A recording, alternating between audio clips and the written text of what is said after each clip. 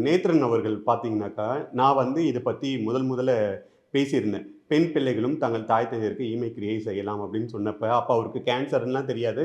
ஒரு நல்ல அண்ணன் தம்பியா நாங்க வந்து பேசிட்டு இருக்கோம். அப்ப அவரு சொல்றாரு, "அந்த நிகழ்ச்சிய பார்த்துட்டு, இந்த நிகழ்ச்சிய பார்த்தப்ப எனக்கு ரொம்ப சந்தோஷமா இருந்தது. இந்த மாரி வந்து பெண் பிள்ளைகள் தான். எனக்கு 2மே பெண் பிள்ளைகள் தான். நாளைக்கு நமக்கு ஏதாச்சும் ஒண்ணுன்னா யார் செய்வாங்க? அப்படின்னும்போது, நீ இது சொன்னது வந்து எனக்கு ரொம்ப சந்தோஷமா இருந்தது. இது நடைமுறையில வந்தா எவ்வளோ நல்லா இருக்கும் அப்படின்னு அவரு சொன்னாரு. ஒரு சில மாதங்களுக்கு பிறகு அவருக்கு உடம்பு முடியாம போகுது.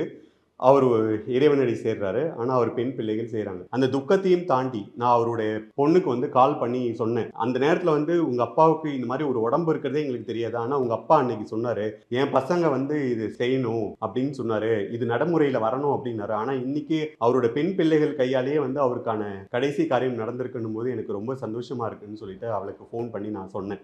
இது வந்து சாதாரண குடும்பங்கள்லயும் இது வரணும்."